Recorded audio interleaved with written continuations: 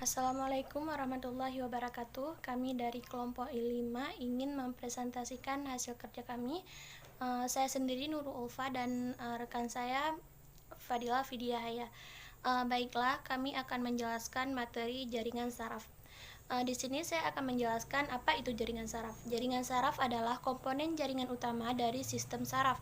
Sistem saraf mengatur dan mengontrol fungsi tubuh dan aktivitas. Jaringan saraf terdiri dari dua bagian, yaitu jaringan saraf pusat dan jaringan saraf tepi. Jaringan saraf pusat memiliki fungsi untuk menerima informasi atau rangsangan dari semua bagian tubuh, dan sistem saraf tepi bertugas mengantar informasi dari wilayah perifer tepi ke dalam sistem saraf pusat dan berperan besar dalam meregulasi gerakan dan lingkungan internal hewan. Di sini di gambar dijelaskan bahwa sistem saraf pusat yaitu ada otak dan sumsum tulang belakang, sedangkan sistem saraf tepi ada saraf kranial dan saraf spinal. Baiklah, selanjutnya yaitu struktur saraf. Struktur saraf ada tiga, yaitu badan sel, dendrit, dan akson. Badan sel saraf berukuran besar yang berfungsi mengendalikan sistem metabolisme keseluruhan neuron, tersusun atas komponen seperti satu nukleus tunggal, badan nis, dan neurofibril. Yang kedua yaitu dendrit. Dendrit merupakan penjuluran sitoplasma ke beberapa arah berupa serat pendek dan bercabang. Dendrit merupakan perluasan perikarion suatu neuron dan mengandung inklusi yang serupa dengan kandungan yang terdapat pada perikarion. Yang ketiga yaitu akson. Akson adalah suatu proses tunggal yang panjang dari dendrit dan lebih tipis. Bagian ini menghantar impuls menjauhi badan sel ke sel lain.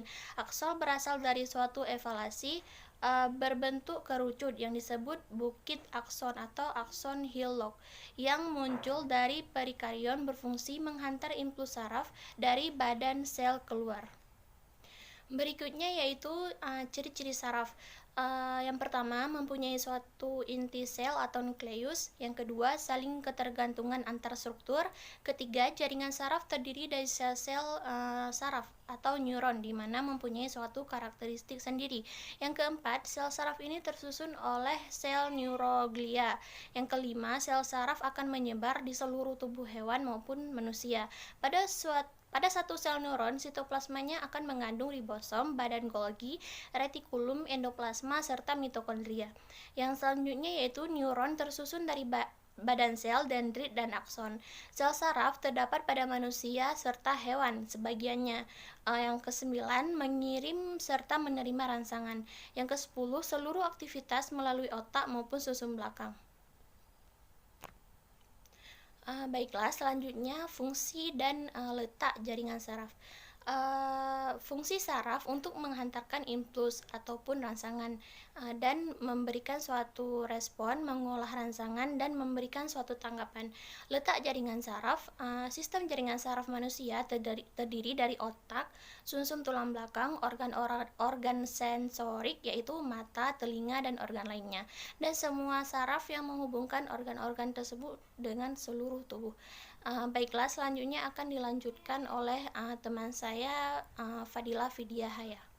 Assalamualaikum warahmatullahi wabarakatuh. Perkenalkan, nama saya Fadila Fidiahaya. Di sini saya akan melanjutkan presentasi dari Nurul Ulfa. Otak adalah organ vital atau kompleks yang dilindungi oleh tengkorak dan selaput otak. Organ ini terdiri dari sejumlah jaringan dan miliaran sel saraf pendukung serta terhubung dengan sumsum tulang belakang. Bersama dengan sumsum tulang belakang dan saraf, otak menjadi pusat perintah dan sistem saraf manusia. Otak memiliki banyak fungsi penting. Organ ini mengontrol semua yang terjadi di tubuh seperti pikiran, ingatan, ucapan, perasaan, penglihatan, pendengaran, gerakan lengan dan kaki, serta fungsi organ di dalam tubuh lainnya, termasuk detak jantung dan bernafas. Otak terbagi ke dalam beberapa bagian dengan fungsi masing-masing. Secara umum, bagian otak terdiri dari otak besar, otak kecil, batang otak, dan serta bagian-bagian otak lainnya. Kemudian adalah otak besar atau cerebrum, merupakan pusat saraf utama yang berfungsi untuk mengatur semua aktivitas tubuh berkaitan dengan kepandaian, ingatan, kesadaran, dan pertimbangan. Jaringan saraf terdiri dari sel saraf atau neuron dan sel gliang yang masing-masing memiliki fungsi untuk menyampaikan sinyal dari satu sel ke sel lainnya dan untuk melindungi, mendukung, merawat, serta mempertahankan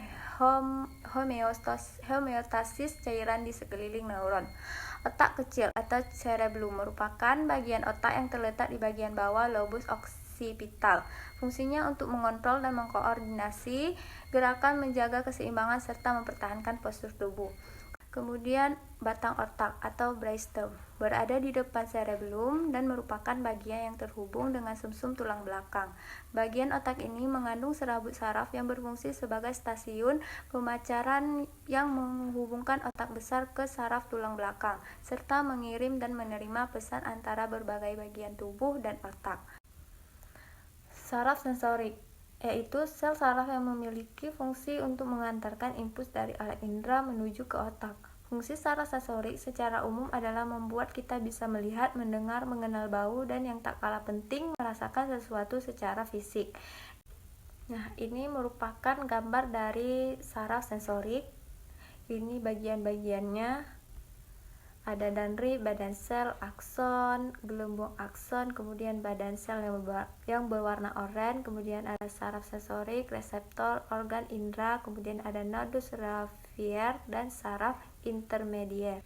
Kemudian saraf motorik, yaitu merupakan kumpulan saraf di otak, tulang belakang, dan jaringan otot yang mengatur fungsi pergerakan otot tubuh. Kerja saraf motorik memungkinkan tubuh seseorang untuk melakukan berbagai aktivitas. Perkembangan motorik adalah perkembangan pengendalian gerak jasmani melalui kegiatan pusat saraf, urat saraf, dan otot yang dikoordinasi. Transmisi rangsangan saraf ke otot terjadi melalui hubungan saraf otot. Hubungan ini terdiri atas bagian ujung saraf motorik yang tidak berlapis myelin dan membran otot yang dipisah oleh celah sinaps. Nah, di bawah ini merupakan gambar dari saraf motorik dan sensorik. Saraf motorik terdiri dari ujung saraf efektor, kemudian raffier, akson, selaput myelin, kemudian inti sasuan, dan sinaps. Hanya ini yang kami bisa sampaikan, lebih dan kurang kami mohon maaf. Kami akhiri. Assalamualaikum warahmatullahi wabarakatuh.